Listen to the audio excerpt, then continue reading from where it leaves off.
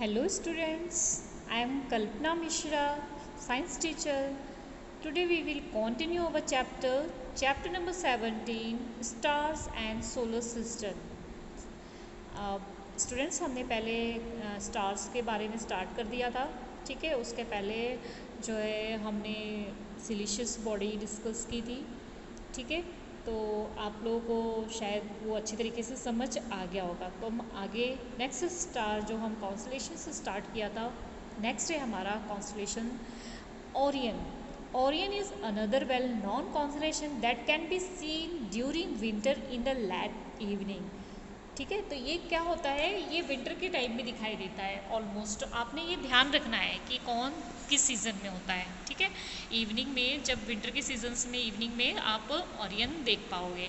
It is one of the most magnificent constellations in the sky. It is also have 7 और 8 bright star.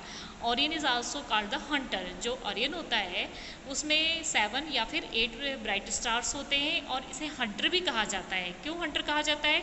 क्योंकि जो इसके stars आपस में कॉन्स्टलेशंस में जुड़े होते हैं ना, वो ऐसा लगता है जैसे किसी हंटर की शेप है।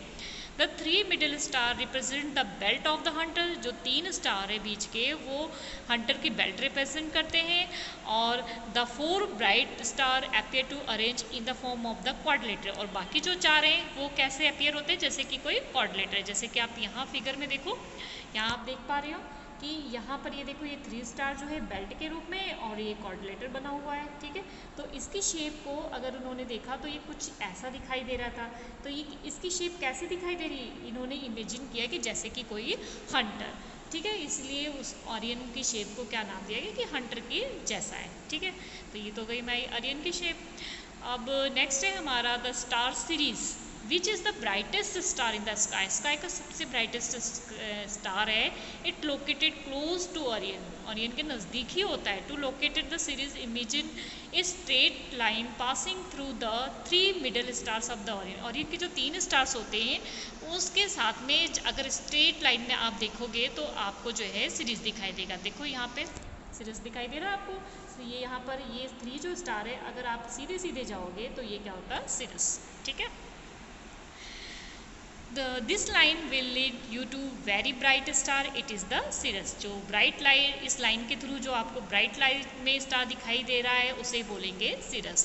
नेक्स्ट हमारा कॉन्स्टलेशंस है वो है कैसियोपिया, ठीक है। ये जो है ये नॉर्थर्न स्काई में होता है। It is the visible during the winter in the early part of the night. जब नाइट का अर्ली पार्ट होता है उस टाइम, विंटर के टाइम में ये दिखाई देता है। It look like a distorted letter W और एम। ये लगभग इस लेटर में डब्ल्यू या फिर एम के लेटर में दिखाई देता है। डिड यू नो, क्या आप जानते हो, a constellation does not have only 5-10 star. कि सिर्फ 5 और 10 स्टार्स नहीं होते कॉन्स्टलेशन में, it is A large number of star. इसमें बहुत सारे स्टार्स होते हैं। However, we can see only the bright star in a constellation with our naked eye. हम अगर अपनी आँखों से ब्राइट स्टार्स के थ्रू अगर देखें, हम अपनी नेक्ड आई से बहुत सारे कॉन्स्टलेशंस देख सकते हैं। All the stars which make up a constellation are not at the same distance, they are just in the same line of the side in the sky. Sky के साइड में ये क्या करते हैं, सारे स्टार्स अलग अलग डिस्टेंस पे या सेम डिस्टेंस पे जो होते हैं अपने एक कॉन्स्टलेशंस बनाते हैं। अब ये तो हमारे स्टार्स हो गए। नेक्स्ट जो है हमारा पार्ट है वो solar system. Most important topic है सोलर सिस्टम। तो यहाँ से भी आपसे काफ़ी क्वेश्चंस पूछे जाते हैं, तो आपने ये चैप्टर को बहुत अच्छे से करना है। ये सिर्फ आपके 8th क्लास के लिए इम्पॉर्टेंट नहीं है, आगे चल के आप जब और भी कॉम्पिटिटिव एग्ज़ाम में बैठेंगे उस टाइम भी आपसे इस चैप्टर से काफ़ी क्वेश्चंस पूछे जाते हैं। The sun and the celestial body which the revolve around it form the solar system. जो सन है और उसके आसपास जो भी सिलिशियस बॉडी है वो सारे जो घूमते रहते हैं उन्हें क्या बोलते हैं? Solar system. It consist of a large number of bodies such as the planet, comet, asteroids and the meteor, ठीक है। ये सारी चीज़ें जो है घूमती रहती है कि किस वजह से? The gravitational attraction between the sun and this object keep them revolving around it. ये ग्रेविटेशनल फोर्स के कारण ये सन और ये ऑब्जेक्ट्स जो है चारों तरफ रिवॉल्व करते रहते हैं। The earth as you know also revolve around the sun. ये तो मैंने आपको पहले भी चैप्टर में बताया है कि जो अर्थ है वो सन के चारों तरफ क्या करती है, रिवॉल्व करती है। It is A member of solar system. ये भी सोलर सिस्टम के अगर हम मेंबर की बात करें तो उसमें ये पाई जाती है। कौन? Earth. It is a planet. ये भी एक प्लैनेट है। There are 7 other planet that revolve around the sun. The 8th planet in their order of the distance from the sun are 8 planet कौन से हैं? Mercury, Venus, earth, Mars, Jupiter, Saturn, Uranus and Neptune. ये सारे जो हैं अर्थ के जो भी मतलब है सोलर सिस्टम के, ये सारे 8 प्लैनेट हैं। ठीक है, तो यहाँ पे आप फिगर देख पा रहे हो इस तरीके से। यहाँ पर आपने ये देखो बीच में क्या है, सन। ठीक है, उसके बाद Venus, Mercury, Earth, Mars, Neptune, Jupiter and Uranus और सैटर्न। तो इस तरीके से ये एक सिस्टमेटिक व्यू में सोलर सिस्टम था आपका। अब बूझो कह रहा है I had read that there are 9 planet in the solar system. Boojho कह रहा है कि मैंने तो ये पढ़ा था कि जो सोलर सिस्टम है उसमें 9 प्लैनेट होते हैं। Did you know? अब आपको बताएं कि ऐसा क्यों है कि till 2006 there were 9 planet in the solar system. मतलब 2006 तक तो जो है सोलर सिस्टम में 9 प्लैनेट थे। वो जो 9वां प्लैनेट था वो क्या था? Pluto. Pluto was the farthest planet from the sun. Pluto जो था सन से बहुत ज़्यादा दूर था। In 2006 the International Astronomical Union, ठीक है, ये आपको फुल फॉर्म याद रखनी पड़ेगी, IAU की, adopted a new definition of a planet. उन्होंने नई डेफिनेशन दी कि Pluto does not fit this definition, it is no longer a planet of the solar system. क्योंकि ये सन से बहुत ज़्यादा दूर था, इसलिए इसको सोलर सिस्टम में जो डेफिनेशन में मेंबर्स लिए गए थे उससे इसको क्या कर दिया गया? अलग कर दिया गया। तो हम सोलर सिस्टम को पढ़ना स्टार्ट करते हैं। फर्स्ट है हमारा sun. The sun is the nearest star from earth. हमारे सबसे नियरेस्ट अगर कोई स्टार है तो क्या है? सन। हमने अब पिछले अभी चैप्टर में इसमें पढ़ा था ना पूरा कि स्टार्स हमें छोटे क्यों दिखाई देते हैं और सन हमें बड़ा क्यों दिखाई देता है, क्योंकि हमारे नज़दीक है और स्टार्स हमसे बहुत ज़्यादा दूर है। It is the continuously emitting huge amount of heat and light. आपको पता है ये बहुत ज़्यादा मात्रा में हीट और लाइट क्या करते हैं? निकालते हैं। ठीक है, the sun is the sources of the almost all energy on the earth. In fact the sun is the main sources of heat and light for the planet. हमारे प्लैनेट के लिए कोई भी सोर्सेस अगर है हीट का, light का, तो वो कौन है? सन।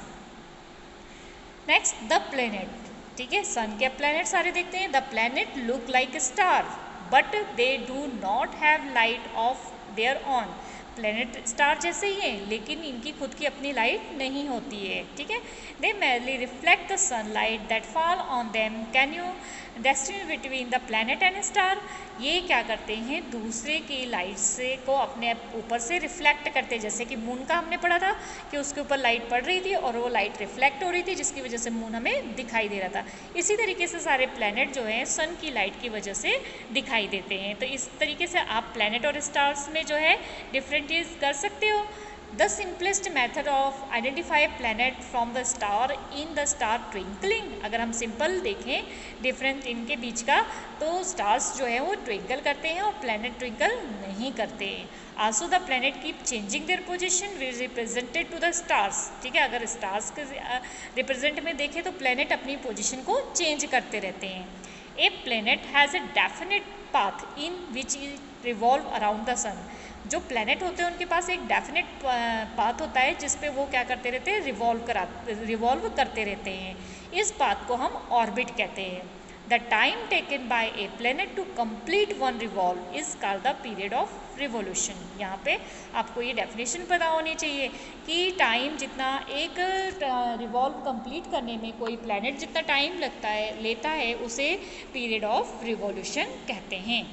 The period of revolution increase as the distance of the planet increase from the sun।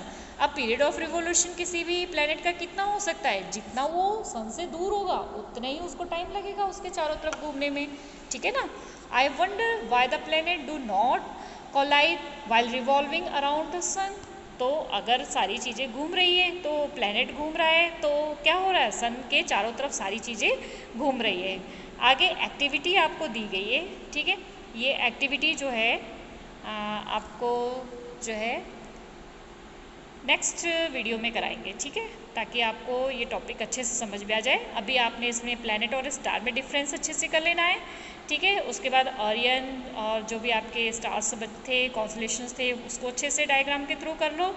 और साथ में सोलर सिस्टम में कितने प्लैनेट है और लाइन वाइज ये प्लैनेट की जो है कि कौन सन से नज़दीक है, कौन दूर है, वैसे तो हम इनकी डिटेल आगे पढ़ेंगे, लेकिन इतना आप कंप्लीट कर लो ताकि आपको अच्छे से समझ में आ जाए कि टॉपिक ऑर्बिट क्या होता है, ठीक है।